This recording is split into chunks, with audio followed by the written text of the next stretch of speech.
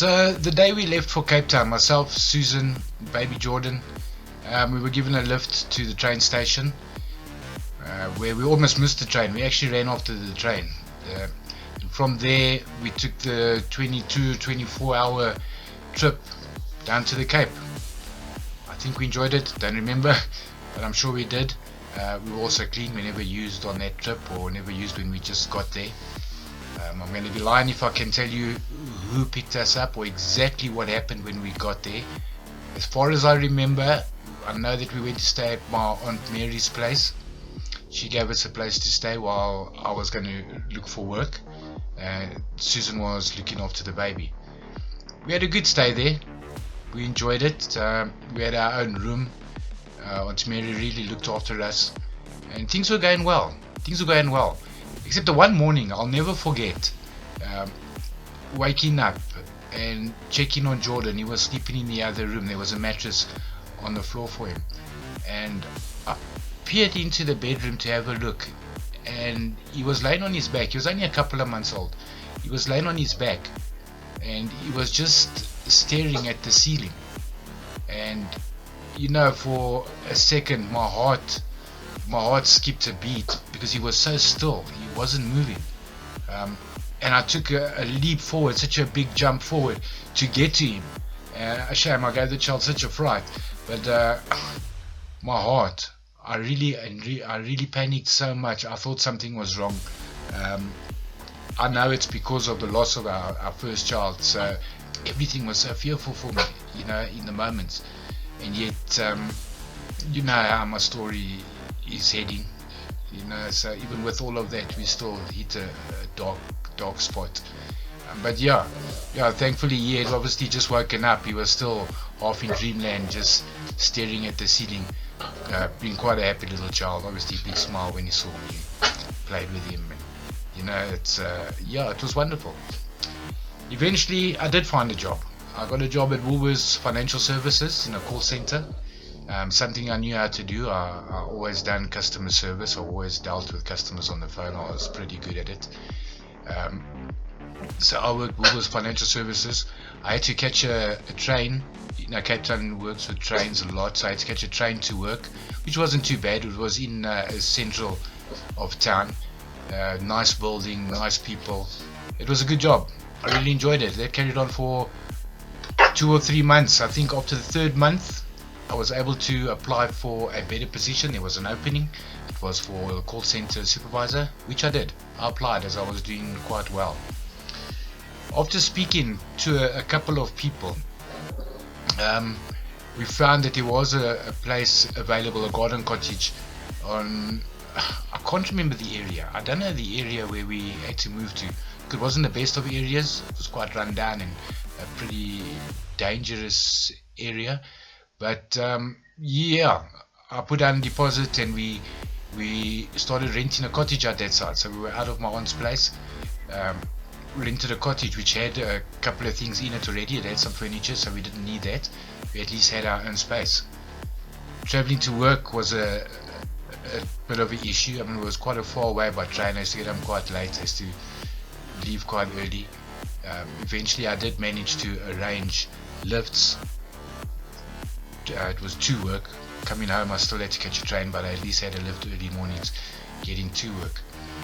And it went on for quite a while, and things seemed to be going well. When it was coming close to them deciding on who's going to fill the position that I applied for, things were looking positive. Things were really looking good. It sounded like it was going to be me. I was really excited. I was so excited that I found out where there's a dealer, and I bought some crack cocaine, and I took it home once again to Susan, who had been clean now for at least 5 or 6 months in Cape Town. Obviously, being an addict for the amount of years that she was, there was no way that she was going to turn it down and not take it. She put up a little bit of a fight in the beginning, obviously an act, but then we ended up using, and it was the beginning of the end. So we started using. Obviously the next day I never made it to work, neither the day after that, I had met a friend in Cape Town, somebody I knew from Joburg, who's always been a terrible influence on my life, as I've always been on his. And I gave him a call, and he came to pick us up a couple of days into my absconsion from work. And I didn't have any money left, so what we done is I stole the TV from the cottage that we were staying in, and I asked him if there's any way he knows where we can go and sell it, which he said he does. And he took us to Greenpoint. So myself, Susan, Jordan, and this so-called friend went to Greenpoint to go sell the TV and buy more drugs. Greenpoint wasn't what I expected. It was a little bit run down. There was a lot of dealers in it around. It was a dangerous place for us to be. But nevertheless, we managed to sell it. We managed to buy drugs. We booked into a little motel to go and use, Sleep Easy in Greenpoint. A lot of people will know Sleep Easy Hotel. And that's where we stayed for quite a while. I won't be able to tell you how long, but we stayed there until we got kicked out. But it was a good couple of weeks.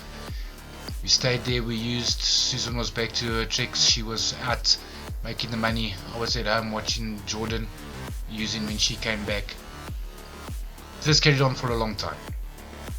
It really did, it carried on for a long time. Although,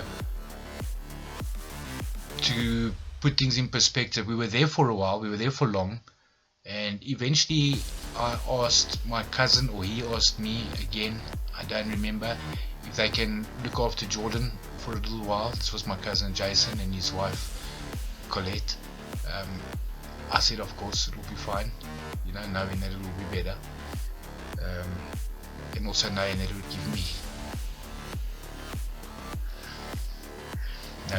give me more time to use. So yeah, he came to pick Jordan up, and they took Jordan for a while just to go visit while we carried on. I said I'm going to use that time to pull myself together and stop what I'm doing, but I knew it was just having the freedom that I could use. I could use again and carry on. So that's what I done. Not long after that, we were told, or my aunt, Jason's mom, or Jason, one of them, that they said that his mom is coming up to Joburg, and they want to bring Jordan up. My mom's asking, and my mom phoned me and asked me, can I send Jordan up? He can come stay there by her and she'll look after him until we're back on our feet and everything's alright. And after quite a long conversation and a couple of days of conversations, I agreed. I knew that what we were doing was so wrong.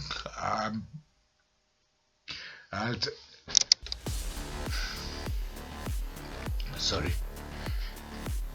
I knew at the time what we were doing was wicked and wrong. So feeding Jordan, coming up to my mom just till we get on our feet, and obviously that part of me also knowing that it will give me time to use myself finished until we go back to Joburg. I decided on it and I agreed. I never told Susan anything. I never told her that I'm sending Jordan up. So my aunt came up to Joburg and she took Jordan with her, which I broke the news to Susan later, and it was a huge fight, as you can imagine. Doesn't matter if she was using it, doesn't matter if she was an addict, that was her child. And I just went ahead and made my own decision on what should happen, which I would do again, but I can imagine how she felt. So yeah, Jordan went up to stay with my mom. At the time, that's what we knew, and that's what I agreed on, that he come stay with my mom. So then myself and Susan were alone. We were alone to behave just how we wanted to and do just what we want to, which we did. After Sleep Easy Hotel, we stayed at on the corner of, I can't remember road, or say in Greenpoint. We stayed in a bed and breakfast, not a backpackers. We stayed in a backpackers above a 7-Eleven. We stayed there for a while until we got kicked out.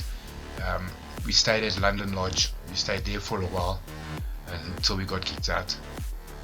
We stayed at the Kingsbury Hotel also for a while until we got kicked out. All these places we got kicked out for not paying eventually. I mean, we'd always pay the first week or 2 weeks, and then the drug would be more important and we wouldn't have the money to pay that day, so we pay late, and then or we'd pay short and then pay short again, and then eventually we could just never catch up to what was owing, so we get kicked out and have to find somewhere new to live. During that time while we were in Cape Town, so many things happened. You know, so many nights Susan would go out, or Susan, even in a day, would go and wouldn't come back for a day or 2 days, and I'd never know where she is. And yet I never panicked. The drugs were so strong in my life that I never panicked about it. The only time I ever felt pressured or felt panicked was when I was hanging for the next fix, when I needed the next fix and she was taking too long to get back. That was the only time ever. I must say, I hardly ever done anything on my side to try and make the money for the drugs.